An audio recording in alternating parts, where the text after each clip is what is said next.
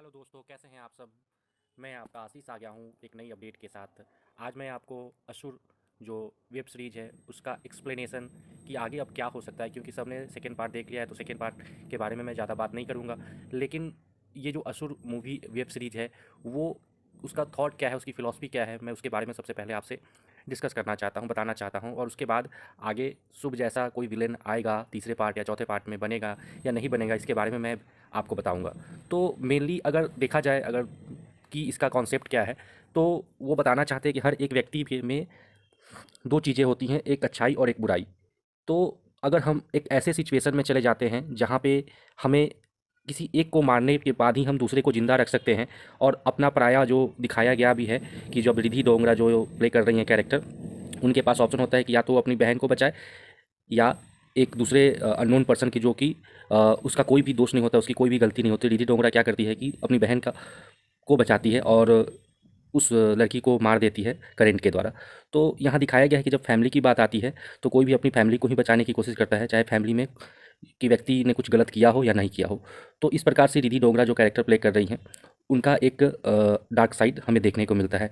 वैसे ही आप धनंजय राजपूत जो हैं, जो कैरेक्टर प्ले कर रहे होते हैं, जो एक छोटा सा बच्चा जो प्ले किया है, उसके बारे में अगर हम देखें तो मालूम चलता है कि लास्ट में जब बारी आती है कि अब कुछ नहीं बचेगा, तो वो उनके ऊपर बंदूक तान देते हैं और उसे मारने की कोशिश करते हैं। लेकिन तब तक ही लास्ट में दिखाया गया है कि कॉल आ जाता है कि बॉम्ब डिफ्यूज़ कर दिया गया है। फिर भी हम क्या करते हैं कि वो उस समय उस चीज़ को कट करके डायरेक्ट देखते हैं कि जो शुभ जोशी है उसे दिखाते हैं, और वो उस मूवी लास्ट में मर जाता है, मार दिया जाता है। तो यहाँ धनंजय राजपूत का भी डार्क साइड पहले सीजन में भी देखा गया था, और दूसरे सीजन में भी देखा गया है कि धनंजय राजपूत का डार्क साइड है। और वो उस छोटे बच्चे को जो भगवान का रूप बताया जाता है उसे मारने की वो कोशिश करते हैं। तो कहीं न कहीं जो बच्चा है वो, उसके माइंड में भी वो बात आया है, और वो इतना ज़्यादा ज्ञानी है, सारे धर्मशास्त्रों का उसने ज्ञान भी रखा हुआ है। और एक डिस्कशन में भी वो बहुत अच्छे तरीके से शुभ जोशी के साथ, जो कि शुभ है, उसके साथ डिस्कशन करता है वो, और वो जीता, मतलब उस डिस्कशन में वो जीत जाता है। तो कहने का अर्थ ये है कि इसका जो फिलॉसफी है कि हर एक व्यक्ति में अच्छाई होती है और बुराई होती है। समय आने पे सिचुएशंस ऐसी क्रिएट कर दी जाए तो वो व्यक्ति बुरा भी हो सकता है और अच्छा भी हो सकता है। तो यहाँ पे कोई पार्टिकुलर व्यक्ति, कहने का अर्थ है कि बुरा नहीं होता है, अच्छा नहीं होता है।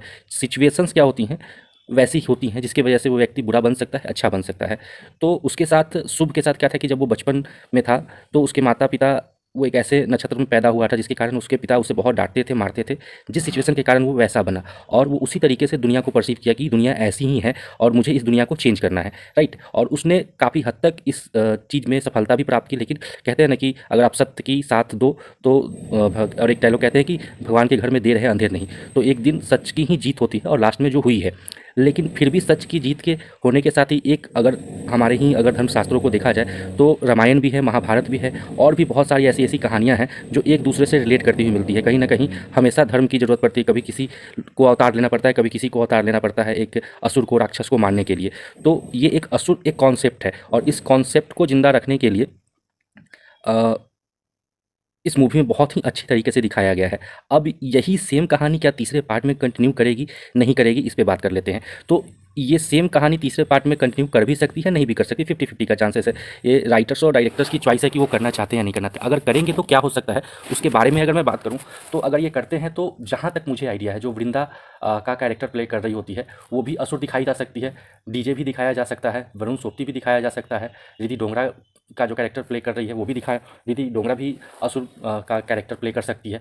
तो ये अगर प्ले करेगी तो ये एक जानी दुश्मन टाइप हो जाएगा कि हम इसे पहले से जानते थे और यही हो रहा है। तो आपको लगेगा कि अब ये कहानी को खींचा जा रहा है, या ऐसा लग सकता है कि कहानी उतनी अच्छी नहीं बन पाएगी, क्योंकि जितनी नॉलेज शुभ को थी उतनी धर्म की नॉलेज और उस वे में ये कैरेक्टर को पोर्ट्रे नहीं कर सकते हैं। बट अगर धनंजय राजपूत की सिर्फ बात की जाए तो उसके पास धार्मिक नॉलेज भी है बहुत अच्छी तरीके से, और वो पॉलिटिकली बहुत ज़्यादा डिप्लोमेटिक भी है। तो वो अगर असुर का कैरेक्टर प्ले करे तीसरे पार्ट के लिए, तो एक अच्छा खासा वो एंटी रोल प्ले करके तीसरे पार्ट को अच्छा बनाया जा सकता है, बड़ी सारी कहानियाँ जोड़ के। और एक दूसरा पार्ट ये भी है कि जो बच्चा छोटा सा होता है, जो धर्मशास्त्रों का ज्ञान रखता है, और वो बहुत सारी चीज़ों को अपने रूप में हैंडल अच्छे तरीके से कर सकता है, और वो शुभ जैसा ही कैरेक्टर है। जैसा कि शुभ का कैरेक्टर बचपन में बहुत अच्छे तरीके से नहीं गुजरा है, लेकिन इस कैरेक्टर का बचपना तो अच्छे से है और वो धर्म की नॉलेज भी रखता है।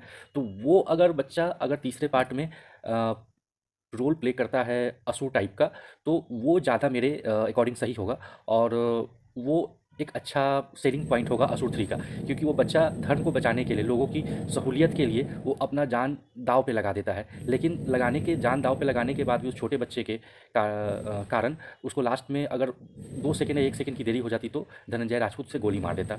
बट किसी कारणवश वो बच गया, ठीक है? तो वो अगर तीसरे पार्ट में असुर का कैरेक्टर प्ले करता है तो बहुत सही होगा। और उसे धर्मशास्त्रों से, जैसे असुर 1 में दिखाया गया था, उसे जोड़ के दिखाया जाता है, क्योंकि उसके पास सारी नॉलेज है अच्छी तरीके से। तो वो जो कैरेक्टर है वो असुर को मैच कर सकता है और अच्छी हाइप बन सकती है। तो ये मेरे लिए एक सजेशन होगा।